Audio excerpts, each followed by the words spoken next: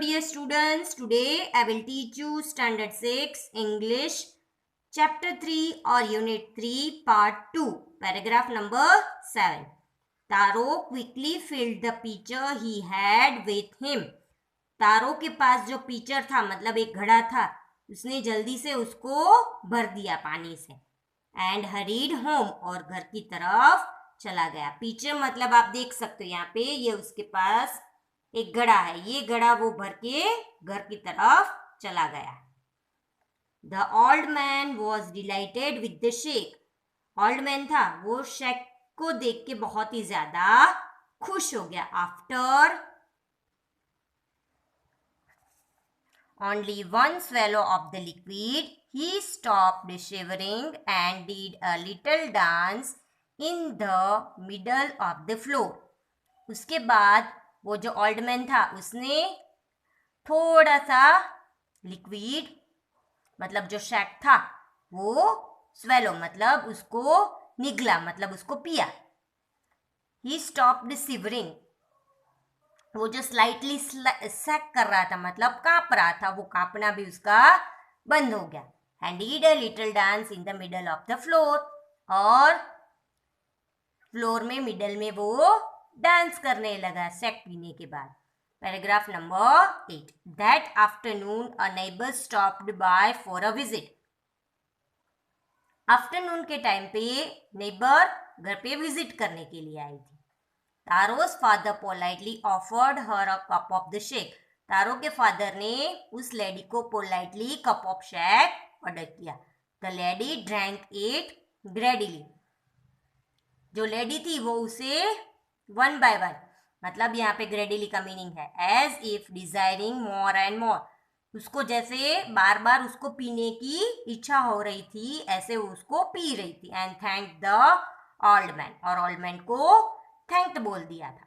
Then Taro told her the story of the magic waterfall. उसके बाद तारो ने उस लेडी को मैजिक वाटरफॉल की स्टोरी सुनाई थी.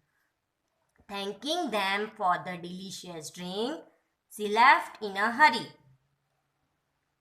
डिलीशियस ड्रिंक पी के वो लेडी ने सबको थैंक यू बोला और वहां से जल्दी से चली गई. By nightfall she had spread the story throughout the whole village.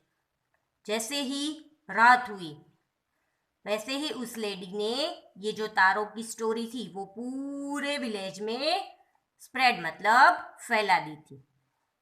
Paragraph number 9.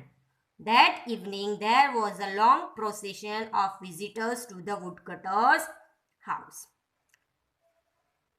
पहली शाम को वुड कटर के हाउस के पास एक लंबी कतार लगी थी विजिटर्स की. क्यों लगी थी? क्योंकि सब वहां पे आके शेक पीना चाह रहे थे इसीलिए. Each man heard the story of the waterfall. एक एक इंसान वो वाटरफॉल की स्टोरी सुन रहा था. And took a sip of the shake, और शेक की एक एक शिप भी ले रहा था. In less than an hour the pitcher was empty. एक घंटे के कम टाइम में ही वो पिचर था वो क्या हो गया? एम्प्टी मतलब खाली हो गया. Paragraph number 10. Next morning Taro started for work even earlier than the morning before. Next morning means अगले दिन सुबह तारो वर्क करने के लिए जल्दी से उठ गया.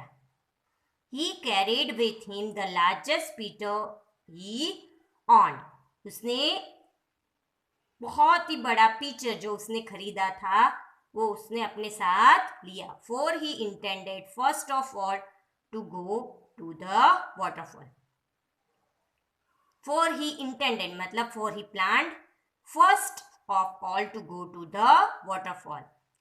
ये पिक्चर के बड़ा पिक्चर उसने क्यों लिया? क्योंकि उसने पहले से ही प्लान बनाया हुआ था कि वो सबसे पहले वाटरफॉल पे जाएगा. When he reached it, he found to his great surprise all his neighbors there. जैसे ही वो वहां पे पहुंचा उसने देखा कि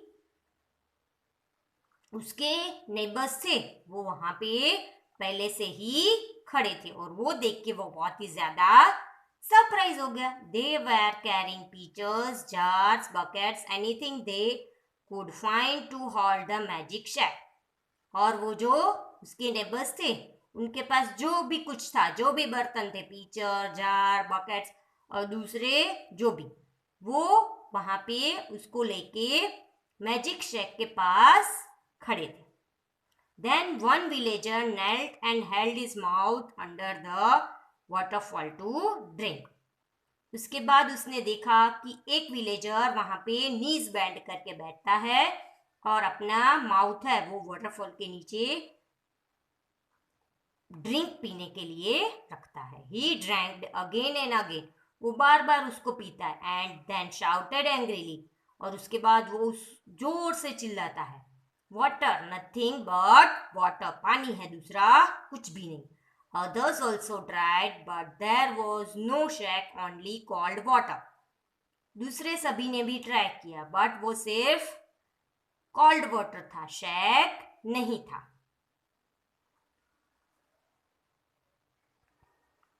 Paragraph number 11. We have been tricked, shouted the villagers. हमें फूल बनाया गया है. विलेजर्स चिल्लाए. फूल मतलब उल्लू बनाया गया है, या तो बेवकूफ बनाया गया है, या तो हम बेवकूफ बन गए हैं. वेयर इज तारो? तारो कहाँ है? Let us drawn him in this waterfall. चलो उसको वाटरफॉल में डुबा कर मार देते हैं, या तो वाटरफॉल में डुबा देते हैं. But Taro had been wise enough to sleep behind a rock. But जो तारो था वो बहुत ही ज्यादा वाइज था. वाइज मतलब एकदम समझदार था. तो वो रॉक के पीछे छिप गया था. When he saw how things were going, जब उसने देखा कि वो जो विलेजर्स हैं वो क्या कर रहे हैं. He was nowhere to be found. Villagers को तारो कहीं पे भी नहीं मिला. Paragraph number 12. Muttering their anger and disappointment, the villagers left the place one by one. गुस्से में विलेजर्स कुछ ना कुछ अनक्लियरली बोल रहे थे और डिसअपॉइंट हो गए, मतलब उदास होके विलेजर्स एक के बाद एक वहां से चले जाते हैं. Taro came out from his hiding place. Taro अपने हाइडिंग प्लेस पे, मतलब जहां पे छुपा हुआ था, वहां से बाहर आता. Was it true? क्या ये सही था? ही वंडर्ड. वो सरप्राइज हो गया. Was the shake a dream? क्या जो शेक है वो ड्रीम था? Once more he caught a little liquid in his hand and put it to his lips. एक और बार वो छोटा सा लिक्विड अपने हाथ में लेता है और उसको अपने लिप्स के पास लेके जाता है. It was the same fine shack. वो जो शैक उसने पहले चखा था वही सेम फाइन शैक था. To the thoughtful son, the magic waterfall gave the delicious shake. वो जो थॉटफुल सन था उसको ही सिर्फ ये मैजिक फॉल डिलीशियस शेक दे रहा था. To everyone else it gave only cold water. और दूसरे सभी को वो सिर्फ क्या दे रहा था? Cold water. क्यों? क्योंकि तारो था वो एकदम काइंड एंड गुड पर्सन था, इसीलिए. Let's see paragraph number 13. The story of Taro and his magic waterfall reached the Emperor of Japan.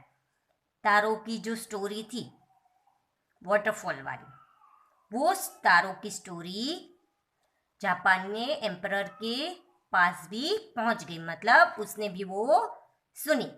He sent for the young woodcutter and rewarded him with 20 pieces of gold for having been so good and kind. तो वो जो emperor मतलब Japan का जो राजा था उसने young would cutter को बुलाने के लिए किसी को भेजा. और वो जो यंग वुड कटर था मतलब जो तारो था उसको राजा ने इनाम दिया. कितना इनाम दिया? 20 पीसेस ऑफ गोल्ड. क्या इनाम दिया था? 20 पीसेस ऑफ गोल्ड, मतलब 20 सोने के सिक्के। क्यों? For having been so good and kind, एकदम गुड एंड काइंड पर्सन है वो, इसीलिए।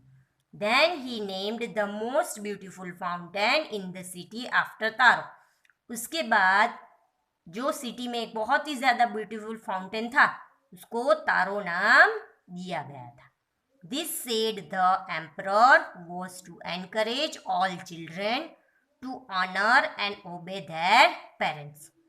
जापान के राजा ने ये इसलिए किया क्योंकि जो सभी बच्चे हैं वो तारो से एनकरेज हो और अपने पेरेंट्स को रिस्पेक्ट और ओबे करें, मतलब ओबे मतलब उनकी बात माने। I hope you all understand this part too very well. Thank you.